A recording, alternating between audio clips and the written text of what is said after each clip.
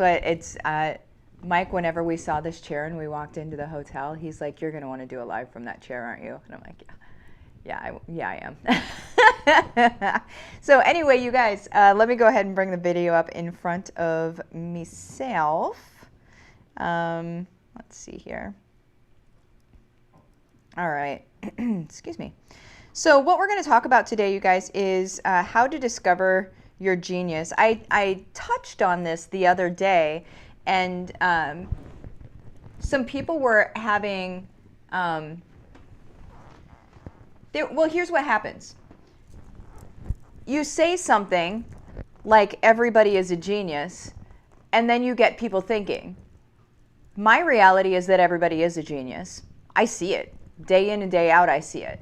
Whether people see it in themselves yet or not, that's another story. But I'm able to see their genius. And what I was saying in the video the other day was, let's surround ourselves with people that are looking for the good in us, right? Looking for the ways that we positively impact the world, because that's when that grows, right? And that's when that side of yourself gets nurtured and can really turn into something massive, okay? But that said, you guys, I imagine that there are some of you that were watching that video and thinking, I mean, that sounds right, but I don't know what my genius would be. I don't know, right? So what I did was I came up with 3 easy steps for you to be able to start nailing down what yours is, so you don't have to sit and think of it. Because here's the thing, when you use a word like genius, oh, first of all, second of all, let's do this real quick. If you're watching on YouTube, do make sure that you click on the subscribe button and also the bell so you get notified when new videos come on. If you are watching somewhere else, after the video, you're going to go to YouTube, search my first and last name, click on the subscribe button and the bell so you get notified when new videos come on. Sorry about that, you guys. Now let's get into it. Whenever you use a big word like genius, it almost becomes abstract or obscure or smoky or cloudy, because you can't narrow in on it, because it's such a big idea that you could sit here and think like, okay, what is my genius? What is my genius? And it's just too big to nail down. So what I want to do is talk about 3 steps, okay, on how you'll be able to nail it down. The first step, you guys, is to grab a notebook, okay, a small notebook. This is not a big notebook by any means, but grab this one is big. But what I suggest for you is to grab a small notebook, something that's going to be able to be carried along with you throughout your day. I don't want it to be a hindrance on your everyday life. I want it to be easy to add to what you do every day. So think of how big your bag is, your purse, your whatever you carry around. What kind of notebook would be able to fit in that? And some of you might be like, well, I could take notes on my phone. I don't want you to do that. Not for this, okay? I want for you to write it. I want that kinesthetic learning. I want that brain to pen tip, right? Or pencil tip. I want that to be part of the action or the activity, okay? So please don't just take notes in your phone. It's not going to do the same thing, okay? So grab a small notebook. Jessica, hang on. The chair with flair, that's it. That's it. Oh man, I love it, you guys. You can't come to Texas and not have a chair with flair. I don't think it's possible. So it's a small notebook that you can carry around with you. And again, the reason for having a notebook instead of just taking notes in your phone is because you're going to be able to, your brain functions just a little bit differently whenever you are writing things down than when you're typing them out. It's just the slightest difference in how your brain functions, but that slight difference is an advantage, and we want that. Okay, we'll take all the advantages we can get, right? Okay, so first thing is to grab a notebook. Second thing, this is where you have to really be in the moment, you guys. You have to be paying attention to what is happening around you at all times, all right? What you're going to do is when you have just had a conversation with somebody, or you have just had an idea or a thought that lit you up. And what I mean by that is, you know, there are some things, like for me, business strategy, and then also parents able to show their kids how to live life differently and on their own terms, right? And approaching this life and this world in a way that we're not taught to, but in a way we have every right to, right? That lights me up, and I could talk for hours, okay? So that's very clearly something that is my lane, because I could talk about it for hours. So what I want for you to do in your everyday life, okay, and this is why you've got your notebook with you always, is you're going to write down the topic of conversation that happened whenever you were lit up. Whenever you were just so excited to be talking about what you were talking about, or you felt, here's the word, fulfilled. You felt satisfied to your soul to be talking about the things that you are talking about, okay? And here's the thing. You may not have these conversations day in and day out. So I've been doing this long enough, and I know that this is like my lane. So I talk about this stuff all the time. So I'm literally lit up pretty much all the time. Now, before you realize what your lane of genius is, or what your zone of genius is, before you realize what that is, you guys, you may not be talking about it all the time, but I do believe that you're talking about it sometimes, okay? There will be times where you come across a conversation that is just like, oh man, I could just rant on this. I love this stuff, right? So you're gonna wanna write that down, and that could be a conversation with another individual. And like I said before, guys, it can just be something that you're thinking. It can be something, an idea that you had where you're like, oh, I would love to do that. I would love to be able to do that, right? Maybe you are scrolling through Facebook and you see somebody doing something and you're like, man, I wish I could do that. Or I would love to be able to do that, right? That's the stuff that you write down. So what you're doing is you're changing a filter in your everyday life right now to only let in the things, or only illuminate the things that are your zone of genius, right? And if you're a praying person, what I do is I say, make it light up, illuminate it so I can't not see it, right? I don't use the best grammar with God, but he knows what I mean. Light it up, illuminate it so I can't not see it, okay? And that is going to be something that you're going to want to do going into this. Because whenever we ask for things, we get answers, okay? So that's something that you're going to want to do as well, if you're a praying person. If not, then don't, whatever. But it's helpful for me, is all I'm going to say. So yeah, we're trying to keep and pay attention and filter everything in our lives that lights us up. And you're going to start putting it in the notebook. Now, don't write down things that don't light you up, okay? It's not for that.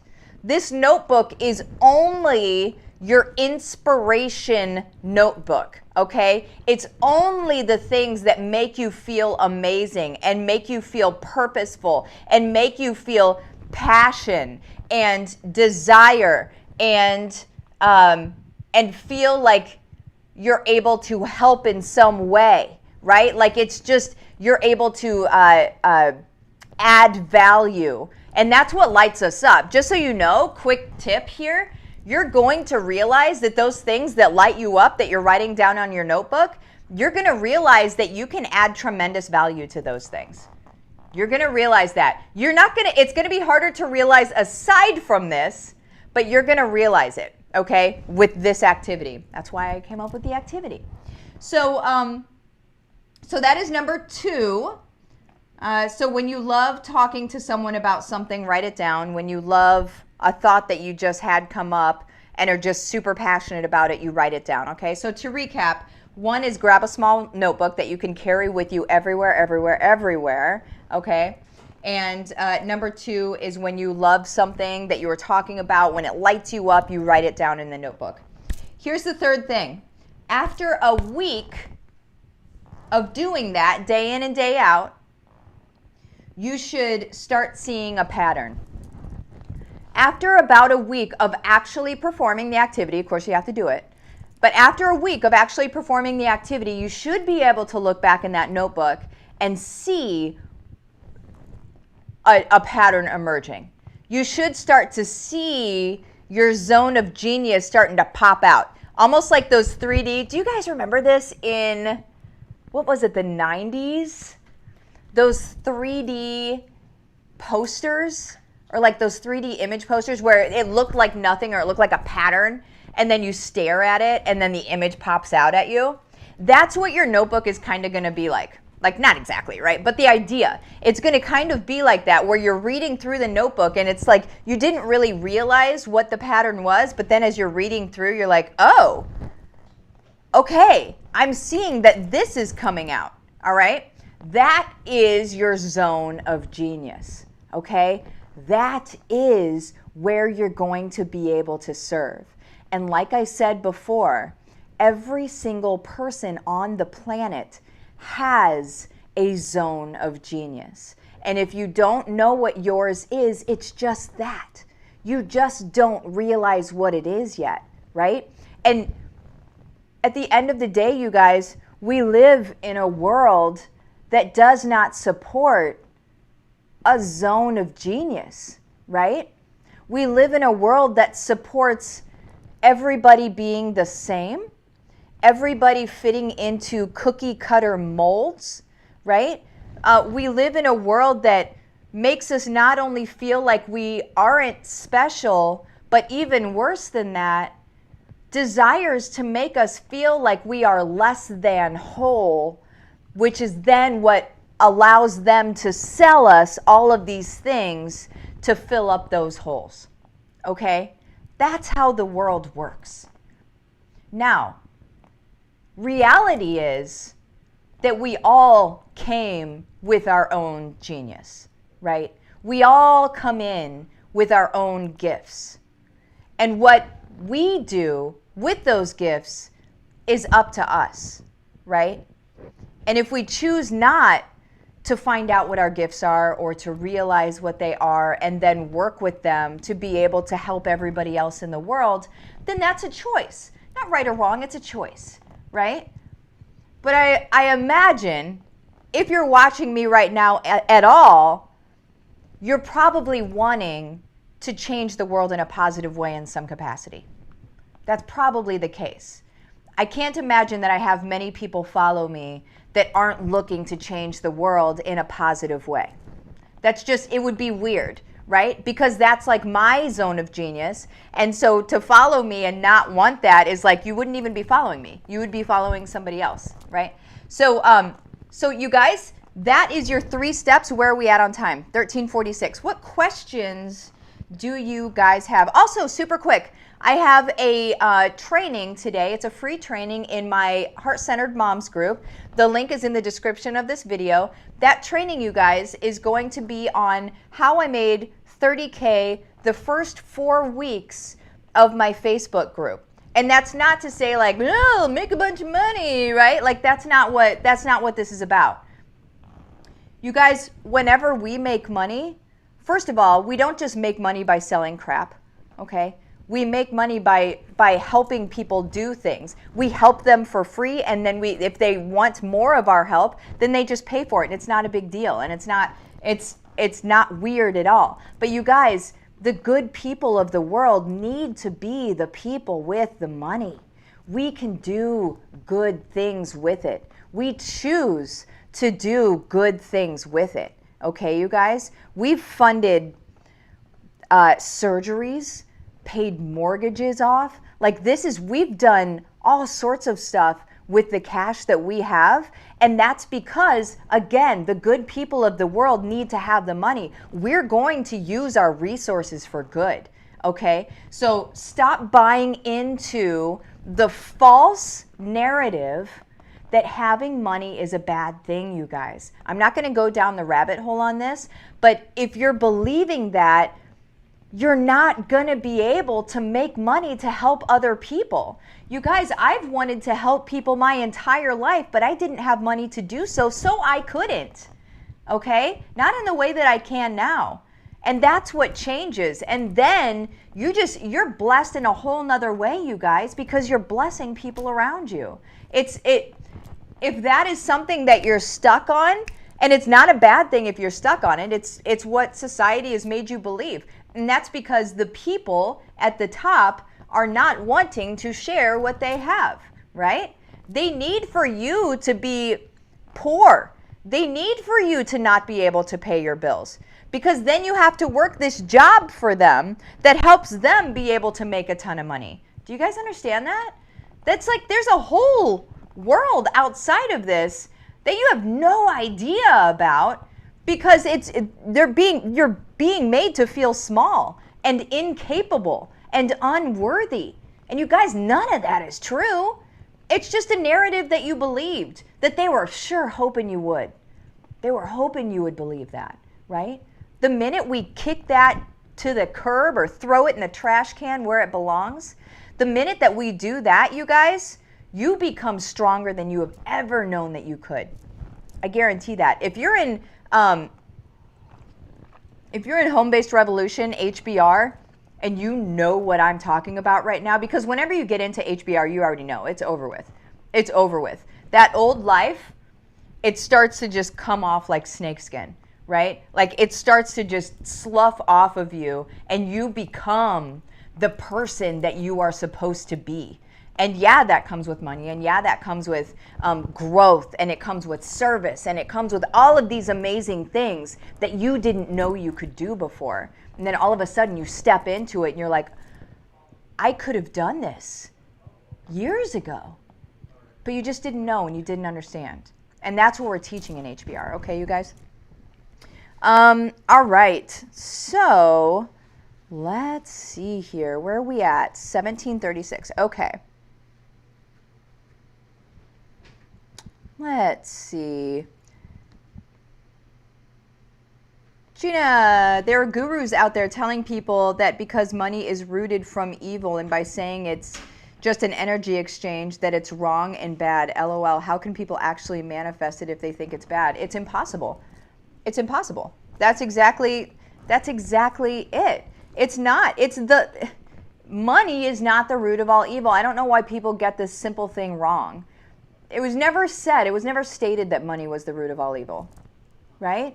The love of money is the root of all evil. You make it your God, and that is the root of all evil. And yeah, that's true. That's true. You use it to help people. That's not the root of all evil. Then why are not-for-profits asking for money? Answer me that. Riddle me that, folks, right? Why do churches get money and it helps them with mission work? Riddle me that. Okay? We need to disconnect from that narrative. It is not true. Okay?